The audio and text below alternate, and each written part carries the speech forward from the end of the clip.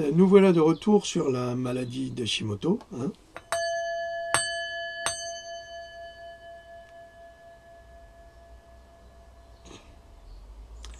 Donc je vais reprendre directement, comme ça on enchaîne. On connaît donc l'existence d'un vaccin non officiel depuis 1890 et 1901. À présent, revenons à la maladie d'Hashimoto. En 1912, au Japon, le médecin Hakaru Hashimoto décrivait les symptômes de cette maladie, qui porte désormais son nom, auprès de 4 femmes qui affichaient un désordre chronique de leur glande thyroïde. 44 ans plus tard, en 1957, les chercheurs Rose et Witbesky ont prouvé que cette inflammation chronique était causée par une réponse auto-immune à la thyroglobuline lors d'une expérience menée sur les lapins, car toutes ces expériences étaient menées sur les animaux. On imagine la souffrance épouvantable qu'ils ont dû subir. Mais on s'en fiche, c'est pour l'humanité. On justifie tous les crimes. La thyroïdite d'Hashimoto, également appelée thyroïdite lymphocytique, chronique, et plus simplement maladie d'Hashimoto, est une maladie auto-immune dans laquelle la glande thyroïde est progressivement détruite. Cette maladie fait partie des maladies insidieuses qui se développent dans l'ombre du corps sans que l'on s'en aperçoive. Puis subitement, la voilà qui sort, comme un lapin sort d'un chapeau de magicien, on ne sait pas pourquoi, on ne sait pas comment, elle arrive, elle se présente, suite à la faveur d'un déclenchement dont on sait très peu de choses aujourd'hui. Il est possible qu'elle puisse être déclenchée par les vaccins, comme nous l'avons déjà noté dans Pandora 5, après injection d'un simple rappel du tétanos pour une patiente britannique. Cela n'indique pas, soyons clairs, que le vaccin contre le tétanos soit responsable de la maladie, mais qu'il peut y avoir contribué en affaiblissant le système immunitaire et en réveillant les symptômes dormants. Certains sujets atteints développent alors une hyperthyroïdie qui s'accompagne d'une prise de poids rapide, d'une sensation de fatigue, mais comme dans toutes les grandes maladies, d'une constipation, de douleurs généralisées et d'une dépression. Comme nous l'avons déjà vu et évoqué,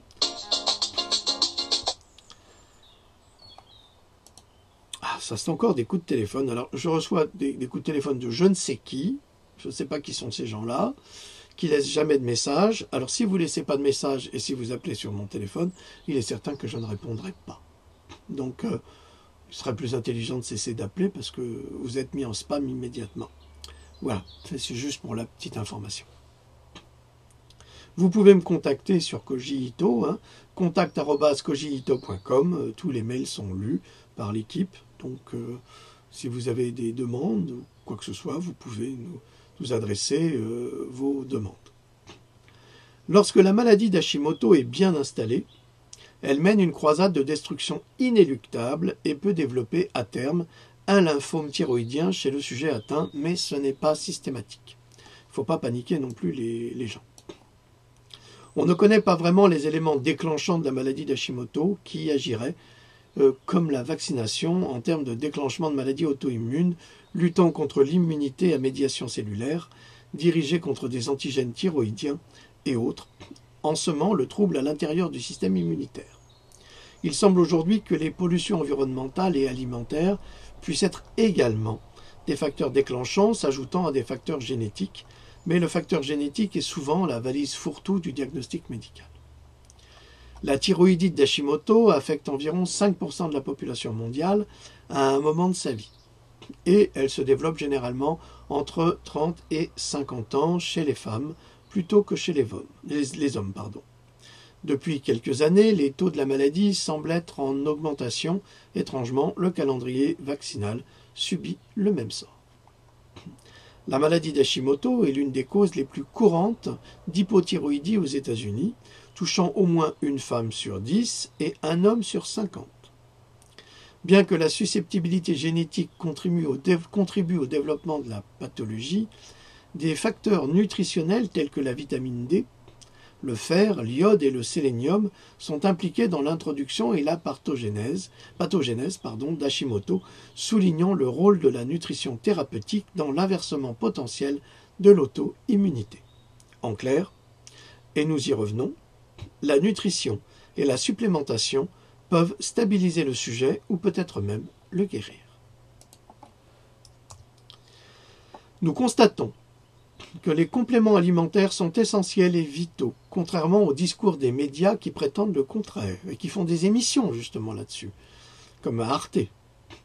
À nouveau, quel est le véritable objet de cette désinformation, si ce n'est d'empêcher le public de se soigner correctement et de rester dépendant de cette médecine allopathique à vie.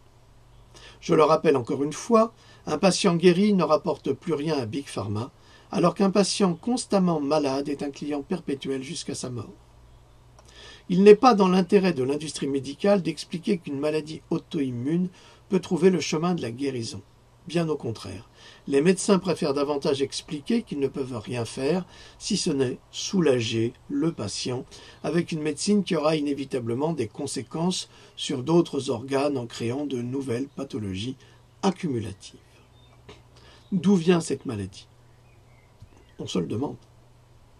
La maladie d'Hashimoto est associée à de graves altérations des lipides sériques et à l'homéostasie du glucose et serait en fait un dérèglement immunitaire. Et le mécanisme impliqué dans la thyroïdite d'Hashimoto est l'activation de lymphocytes auto-agressifs ou de globules blancs dirigés contre soi-même qui déclenchent la production d'anticorps dirigés contre des enzymes impliquées dans la production et le stockage d'hormones thyroïdiennes appelées peroxydase thyroïdienne ou thyroglobulines, ce qu'on appelle les TG. Alors je sais que c'est un peu médical, mais on est obligé de passer par là pour expliquer ce qui se passe vraiment à l'intérieur. Il existe peu de traitements efficaces dans l'univers allopathique en dehors de traitements stabilisants.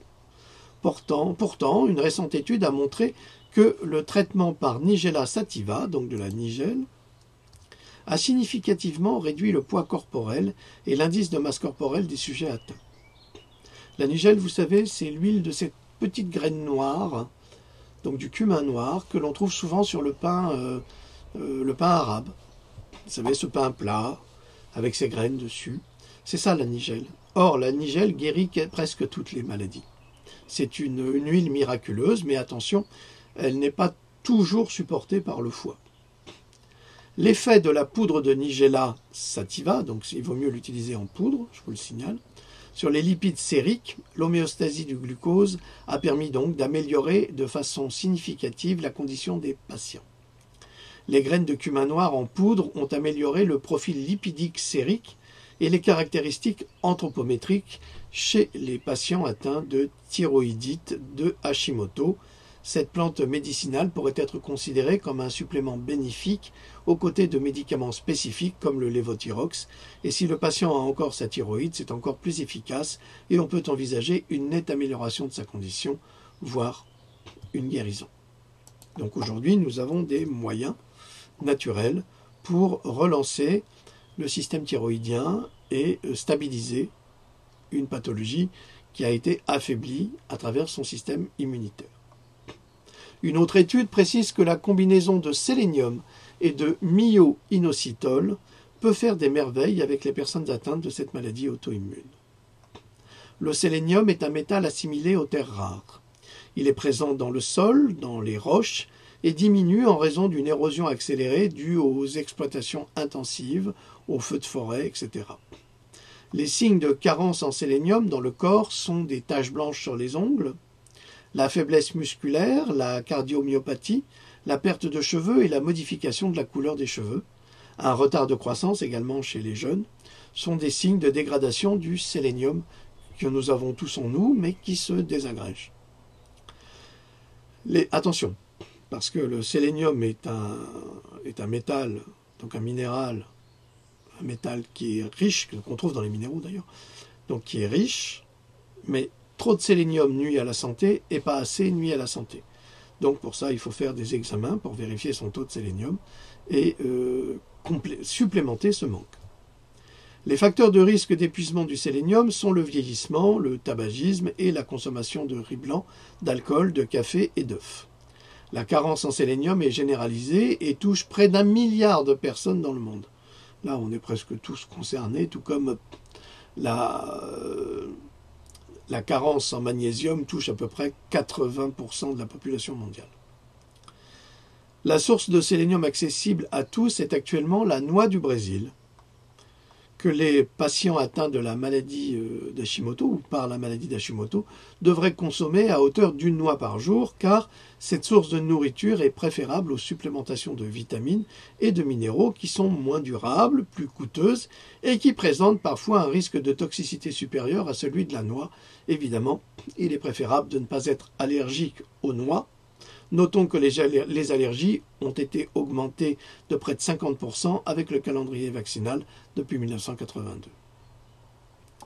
Donc, si vous êtes capable de manger une noix du Brésil par jour, eh bien, vous allez renforcer votre taux de sélénium.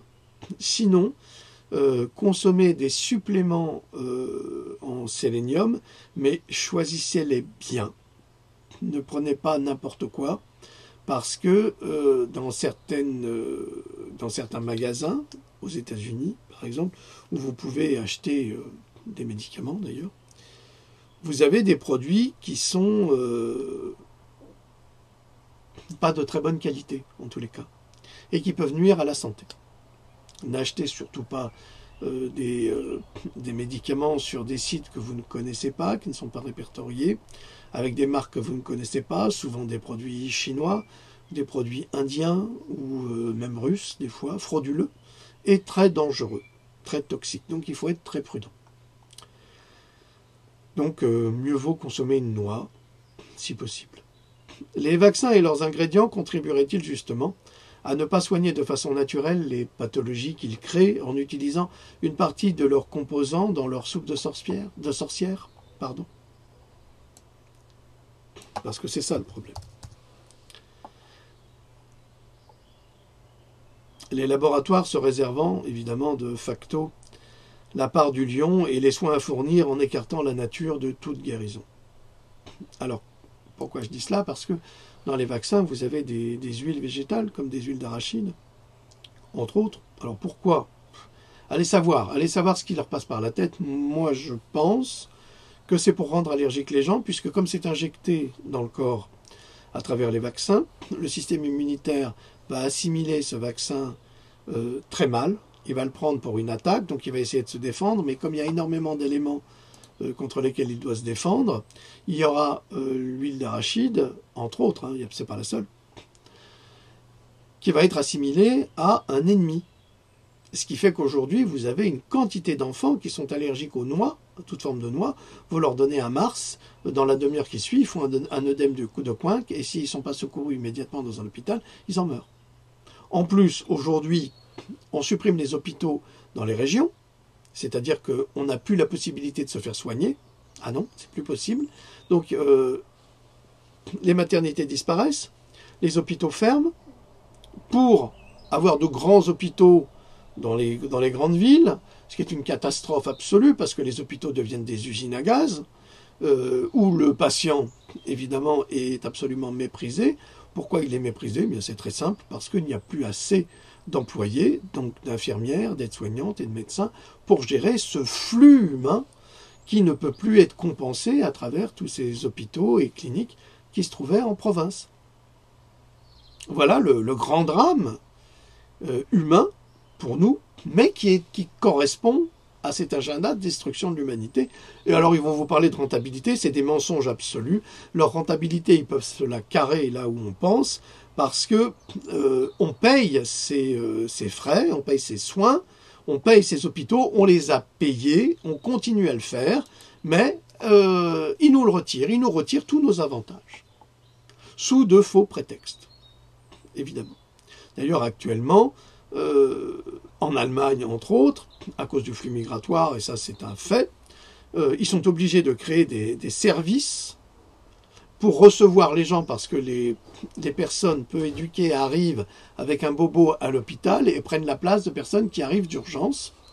Et j'ai de nombreuses anecdotes qui montrent que des personnes âgées arrivant en urgence ne sont pas soignées pendant 5 à 6 heures, justement, à cause de cette occupation des hôpitaux par des personnes qui ne sont pas véritablement malades et qui devraient simplement aller chez le médecin pour se faire soigner.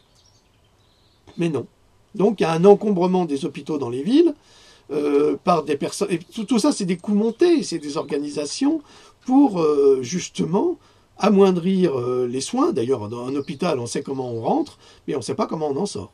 Alors évidemment, des fois, ça sauve des vies, mais d'autres fois, ça ne les sauve pas, loin de là. Les conditions sont de plus en plus abominables et les médecins urgentistes qui travaillent dans les hôpitaux le savent très bien, les infirmières, les aides-soignantes, tout le monde le sait. Sauf le grand public, tant qu'il n'est pas concerné. Une fois qu'il est concerné, là, il comprend l'horreur. Alors évidemment, si vous avez beaucoup d'argent, ça pose aucun problème. Vous savez que si vous faites opérer, il va falloir aligner pas mal d'argent au chirurgien parce qu'il a ses frais. Il travaille à l'hôpital, il est payé par l'hôpital, donc il est payé par nous. Mais en plus, il a des honoraires qui s'ajoutent à cela et c'est pour ça qu'ils gagnent beaucoup d'argent, ces gens-là. Il n'y a pas de soins gratuits, il ne faut pas rêver. Et ça sera de pire en pire. Ah, vous n'avez pas d'argent, mais moi je n'opère pas. Il n'y a plus de serment d'Hippocrate, il n'y a plus rien. On a de moins en moins de véritables médecins et en plus de véritables médecins compétents. Et ça, ce n'est pas moi qui le dis, ce sont des médecins. C'est un médecin qui a écrit un texte sur le sujet que j'avais publié et qui témoigne de son expérience médicale et qui parle de tous ces médecins qui arrivent et qui prennent leur place quelque part. Pourquoi? Parce qu'ils sont sous-payés et sous-qualifiés. Et eux, ils partent soit dans le privé, soit en indépendant. Voilà comment le soin se désagrège, s'autodétruit en France. Et on a une médecin qui est au ministère de la Santé et qui prend absolument rien en charge, qui se fiche absolument de tout en disant oui, je m'en occupe et qui s'occupe strictement de rien. Parce que l'objectif, c'est ça. Ça contribue à cet agenda 21 dont nous avons déjà parlé et à la destruction de tout. De la société, des repères, de l'humanité, de la santé. Bien, souvenez-vous de ce qu'avait dit, ou ce qui a été rapporté par, comment s'appelle-t-il, l'ancien conseiller de Mitterrand, qui disait que, passé 65 ans, il faudrait que les gens soient éliminés. Ok. Lui, il a passé 65 ans, mais il n'est pas éliminé. N'est-ce pas, monsieur Attali?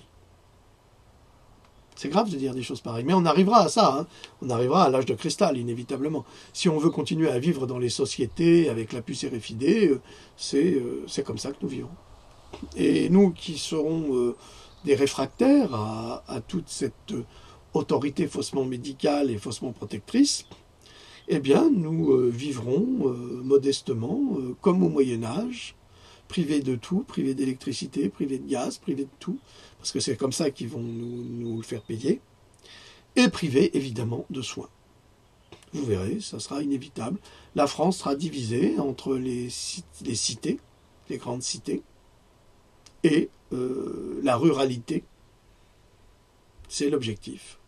Quoique, l'objectif est également de supprimer tous les jardins privés, de sorte que vous ne puissiez pas cultiver votre propre nourriture et que vous continuiez à être empoisonné et à favoriser le système de soins à travers les poisons alimentaires.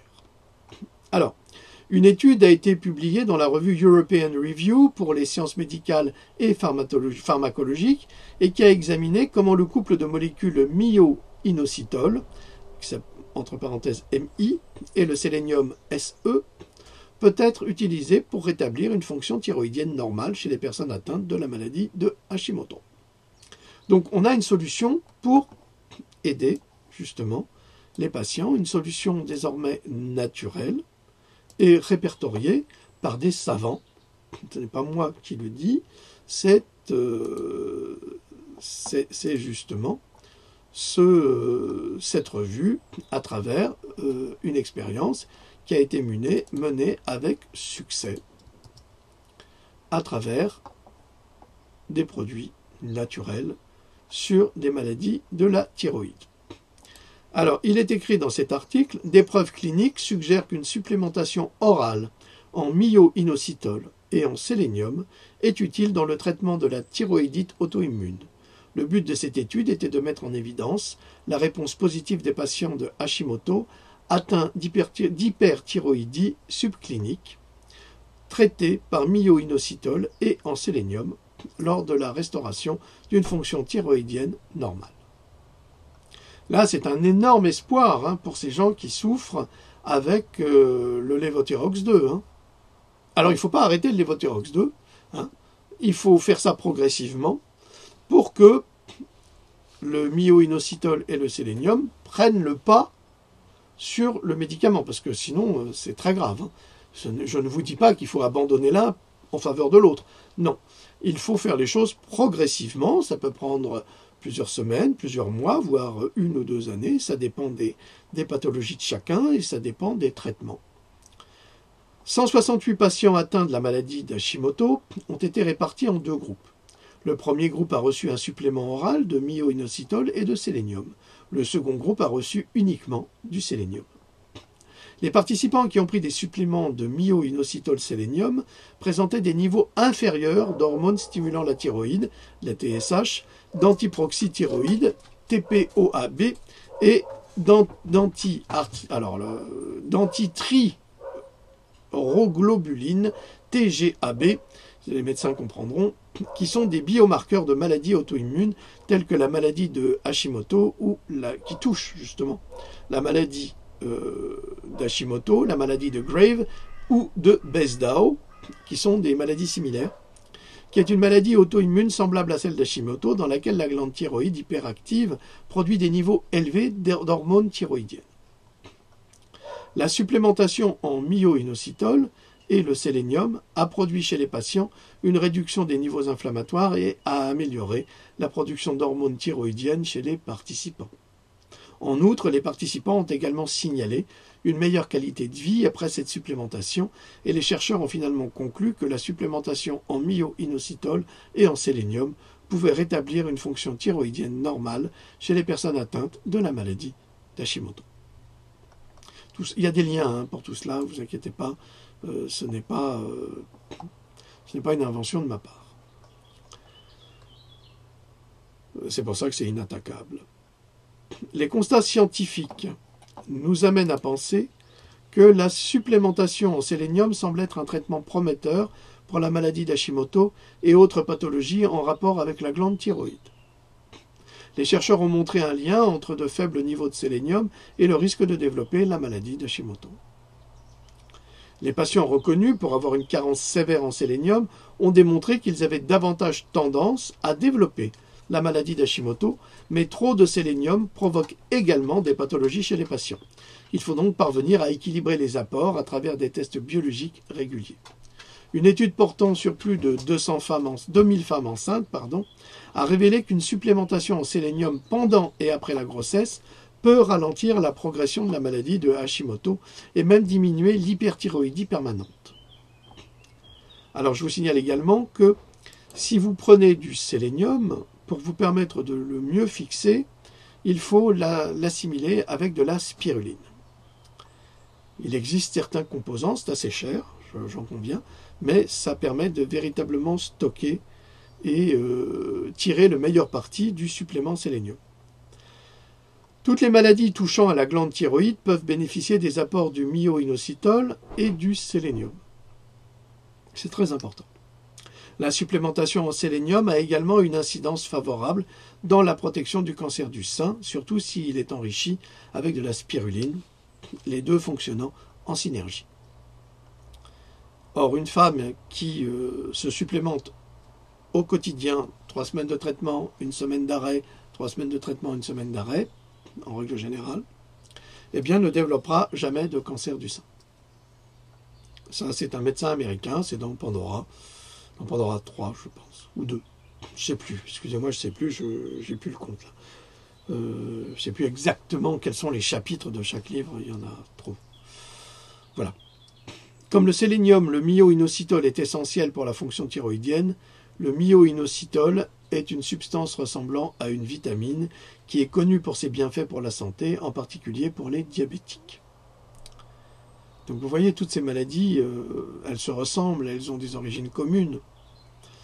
Et elles ont des moyens naturels communs pour les aider, les soutenir et peut-être les guérir.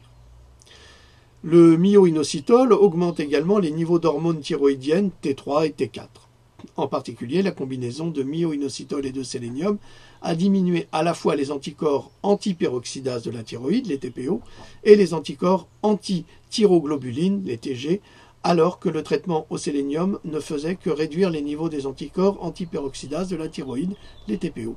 Donc on se rend compte que le sélénium seul aide, mais pas suffisamment, mais avec le myo-inositol, c'est encore plus fort. Et c'est bien plus efficace. Enfin, tous ceux qui ont la maladie d'Hashimoto ou des problèmes de thyroïde savent très bien de quoi je parle. La plupart des personnes atteintes par la maladie d'Hashimoto, d'Addison ou de Graves, en français c'est Graves, se retrouvent le plus souvent orphelins au cœur de cette médecine allopathique, pleine de promesses, et qui se rend peu capable de les aider, ni même de les guérir.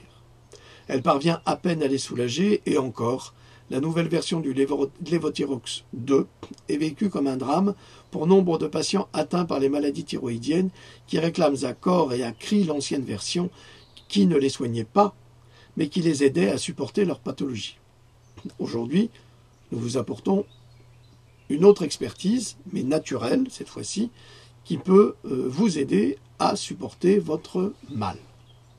Aujourd'hui, il existe des solutions naturelles, bien évidemment écartées par cette médecine de laboratoire, qui ne pense qu'en termes de profit et pas en termes de guérison. Sinon, cette médecine allopathique aurait trouvé depuis longtemps les réponses à tous ces maux. Depuis près de 7 ouvrages sur le soin et la santé, je tente d'informer les lecteurs sur les causes des maladies à travers des publications scientifiques de chercheurs compétents et actifs dans les milieux médicaux. Et il paraît évident que nous devions passer notre temps à répéter sans cesse des concepts similaires pour briser l'endoctrinement dont nous sommes tous victimes à travers les médias et les institutions qui ne pensent qu'en termes de servitude des laboratoires et de profil économique. Bien sûr, l'analyse de notre société est sombre, voire macabre. Pourtant, des humains se lèvent et combattent dans tous les pays le pouvoir malhonnête et finissant de Big Pharma. La France est le parent pauvre de ce combat. Nous sommes bien peu nombreux à relever la tête, à nous opposer avec force à cette imposture allopathique. On me répète souvent que les Français sont des veaux.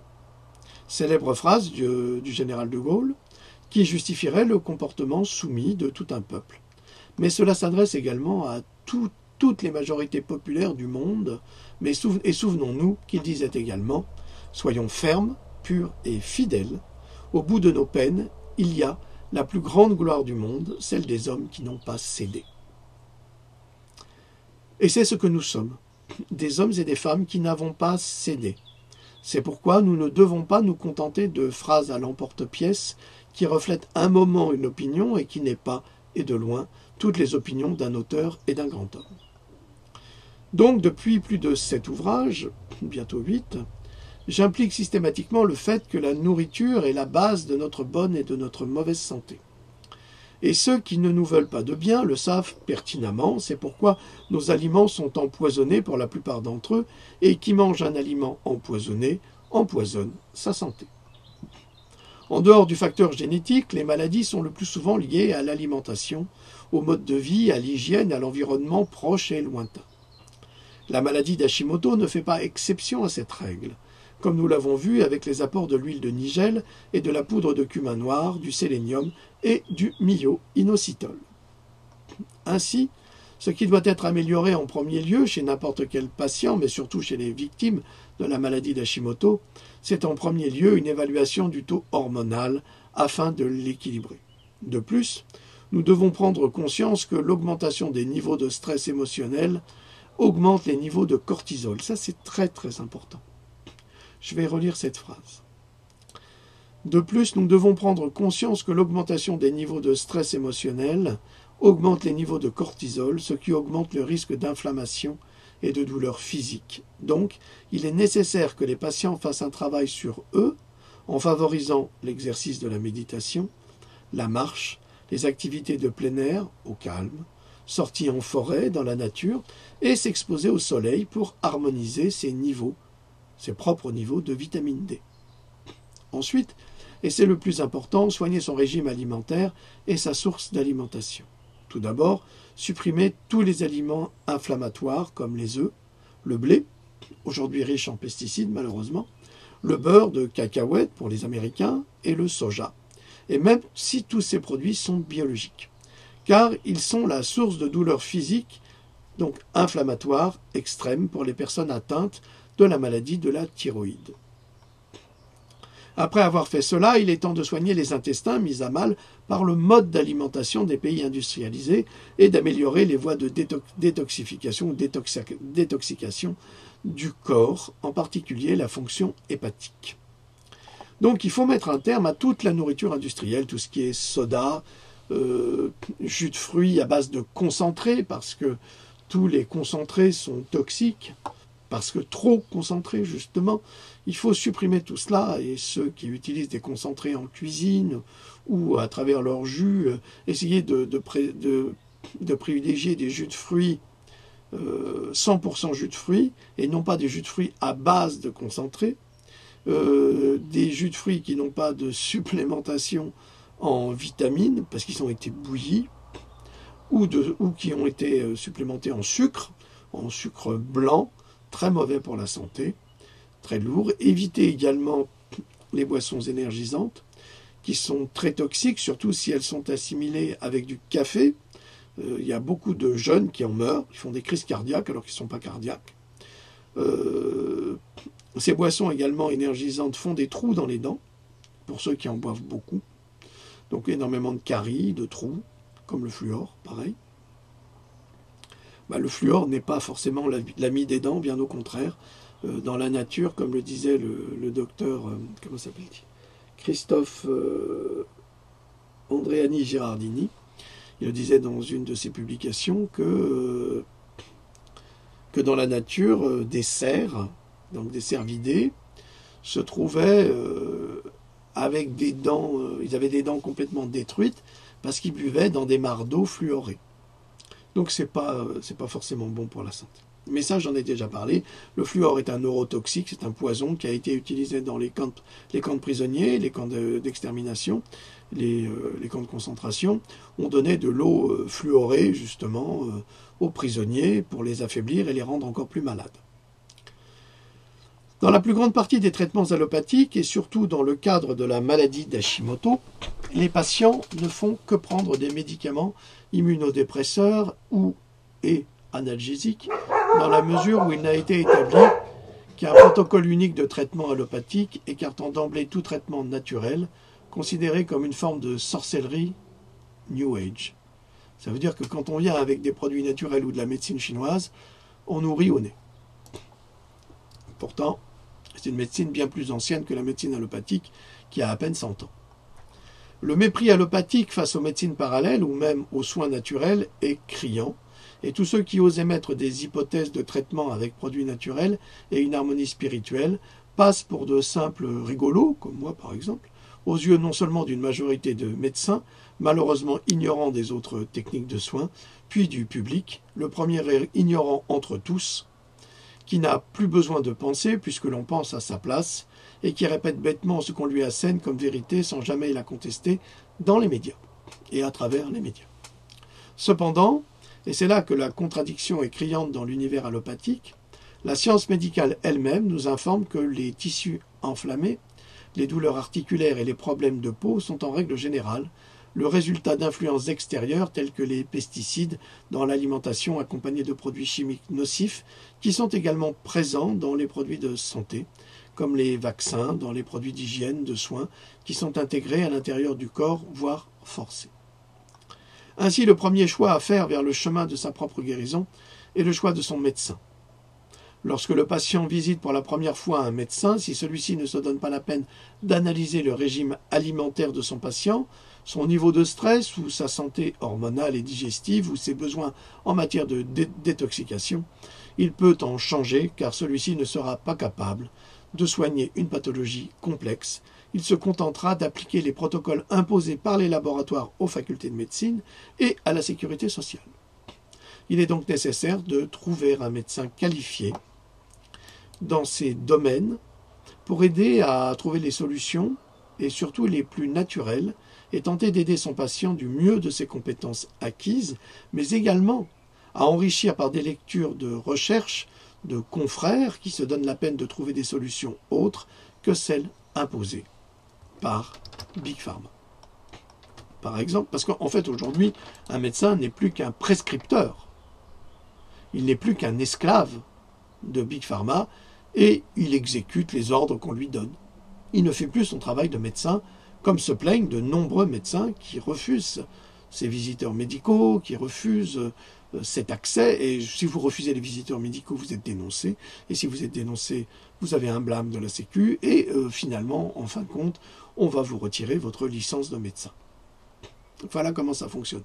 Mais si tous les médecins se serraient les coudes, eh bien on n'en serait pas là. Par exemple, si le médecin ne comprend pas que la plupart des troubles liés au système immunitaire proviennent d'un tube digestif enflammé, il faut en changer. Pour guérir l'intestin, il faudrait mieux comprendre l'importance des aliments fermentés et savoir utiliser efficacement les probiotiques et les prébiotiques. Ainsi, un intestin fonctionnel permet de nettoyer le foie des toxines et des débris toxiques responsables des maladies. Les travaux et recherches du docteur Susan Bloom, pionnière de la médecine fonctionnelle, traite, guérit et prévient les maladies chroniques depuis près de 2 décennies, grâce à l'approche révolutionnaire du corps connue sous le nom de médecine fonctionnelle. Ce qui aide à transformer notre système immunitaire en un système de santé indépendant qui est bien plus efficace que n'importe quelle molécule de laboratoire. Ainsi, si tous les médecins étaient formés à cette approche médicale, on mettrait certainement une partie de leur profession au chômage. Imaginez un instant, le corps se guérirait tout seul, ce serait un drame économique dommageable pour toute une industrie. Nous vivons une époque formidable. Voilà. Deuxième partie, un peu moins longue que la précédente, mais complémentaire évidemment, et très importante en tant que conseil pour des remèdes naturels pour les personnes atteintes de problèmes de thyroïde, maladie d'Hashimoto, grave et autres. Voilà, je vous remercie pour votre écoute attentive et longue. Je vous souhaite de passer une très bonne soirée, journée, et je vous dis à bientôt. Salut!